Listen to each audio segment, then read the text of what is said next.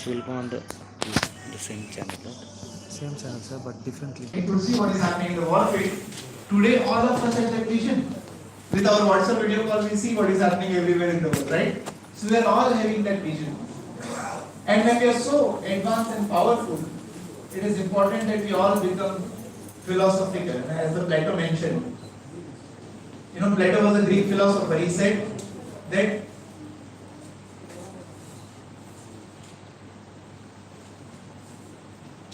thank you. I really get disturbed. So if you really want to talk, you talk and finish it. I will wait for 1 minute, 2 minutes, 3 minutes, as long as you want.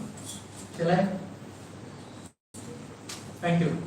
So as a Plato was a Greek philosopher, he said that every king should be a philosopher, or only philosopher should become a king.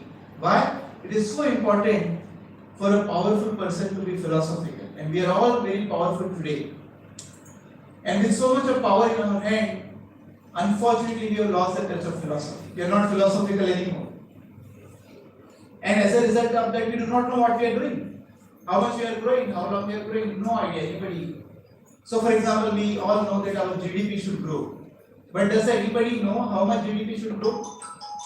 Should it grow by 5%, 6%, 7%, 9%, 10%, 15%, 20%? Does anybody know how much GDP should grow? Even if I ask this question to Prime Minister, he cannot answer. How much GDP should grow? How long GDP should grow? Another 5 years, another 10 years, another 20 years, another 50 years?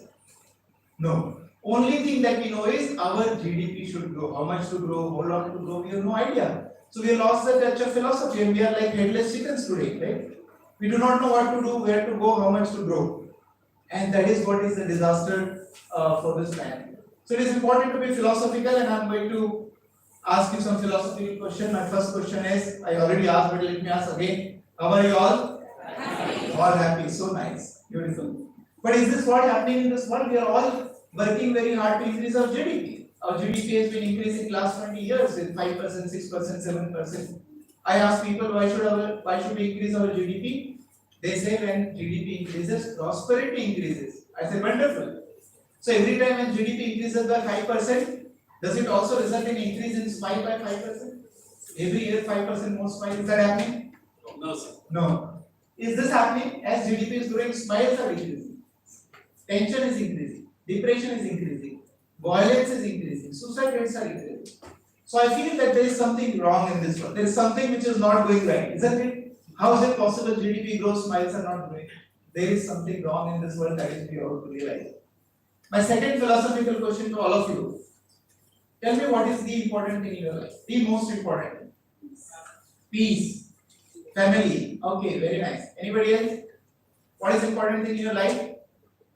Money. Yes, of course. The most important thing. Yes, sir. Parents, children, job, position, satisfaction, these, that. There's a big list of important things. But you know what? We still miss out the most important thing in our life. We still do not know what is the most important thing in your life. You want to know what is the most important thing in your life?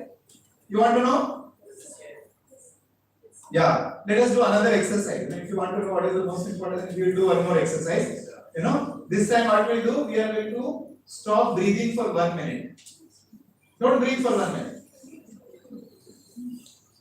You want to try and do the exercise, or you know the answer?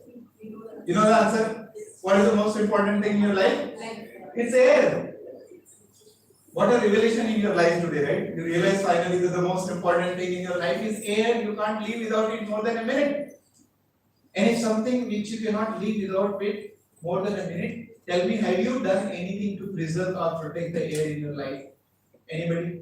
No. Have you done something to pollute the air in your life? Yes, very hard. We are all working very hard to pollute the air, isn't it? Water is very important in our life. But look at the water quality. We can't live without water more than 3-4 days. But holiest of the holy river, Ganga, Yamuna are all polluted. You cannot go and drink a glass of water. So one side, GDP is increasing, but nature is degrading. And what is this nature? This is the nature that supports our life, without which we cannot live. This is the nature which nurtures our life. We cannot live without it. We can live without a computer, we can live without a mobile phone, we can live without even a house. But you cannot live without air, water, soil, river, forest. So nature is degrading. So I believe that there's something wrong in this world, in Hindi, in Mumbai, I come from Mumbai. So in Mumbai language, you might have heard in movies, दुनिया में कुछ तो लोचा है, right? You understand locha? Something is wrong. So दुनिया में कुछ तो लोचा है. How can it is possible? And who is degrading this nature? Who is doing it? Who is doing it? Humans, right? When I ask people who is doing it, very intelligent people, you know what they say? Humans are doing it. I am not doing it. Who is doing it? Humans. Array, wake up and realize you are the humans. So who is doing it? Not humans, not we. Who is doing it? I. Each individual is doing it because each individual is using resources. So who is degrading the nature? I. In Panchatantra there is a story which says that there was a person sitting on a branch of a tree cutting the same branch. What do you call such a person? Stupid? Fool? Isn't it? So when this is happening, my question to all of you is this a modernity or stupidity? Destroying the very same nature that is nurturing our life. Is it a modernity or stupidity? Looks like a stupidity, right? Who is stupid? Very nice. Who is stupid? I. It's not that those who are not saying I, they are not stupid. They are also stupid. Everybody is stupid. But the only thing is they are not saying it. So what I am saying is there is something wrong in this world. And every element of life, nature that supports our life, whether it is air, water, soil, is in bad shape. Air quality index for living should be less than 50, but air quality index is 150, 200, 300. In Delhi, air quality index goes to 400, 500. Last winter in Delhi, air quality index went to 999 in some areas. You know why? Because there is no index beyond 999. That is the highest of it. Forest is considered the lungs of the planet, but we have cut down forest by 33%. Imagine if somebody cuts our lungs by 33%, what will happen? Soil is important for us. We cannot grow food without soil. But in the last 100 years, half of the soil has been washed away. In whatever is remaining soil, 33% has been degraded into dust. Where you can't grow anything.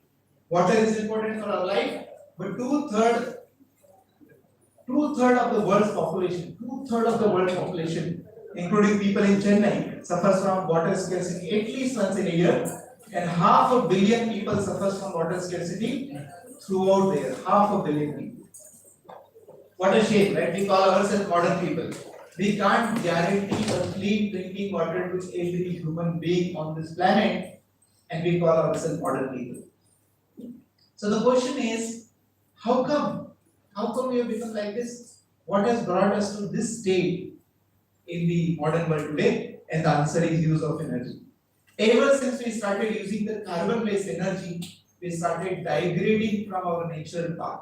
And whatever we are doing is not natural anymore. I am going to give several examples. So it is the use of energy that is the problem. But energy is very important in our life. The whole world is play of energy. Everything is energy. You are energy, I am energy, this world is energy, everything is energy. So the whole game of the world is the play of energy. The problem is that we are wrong, we have gone terribly wrong in this playing this game. We have played this game very, very wrong, the game of energy, very wrong. And I am going to show you an example. Not only that, I divide energy in two parts, internal energy and external energy. Internal energy is our own energy, right? When our energy is down and low, how do we feel and behave? We feel low, dull, negative, irritating, isn't it? When our own energy level is high, how do I feel? How do we feel? Positive, excited, joyful. The fact that science is growing, technology is growing, economy is growing, but smile is not growing. The glow on the face is not growing. The reason is our own energy levels are going down and down and down, because of all this modernity that we see around. And the external energy that is driving our vehicles and machines and everything is also going down. Can you put off this AC, please? Can you switch off this AC? Yes, sir.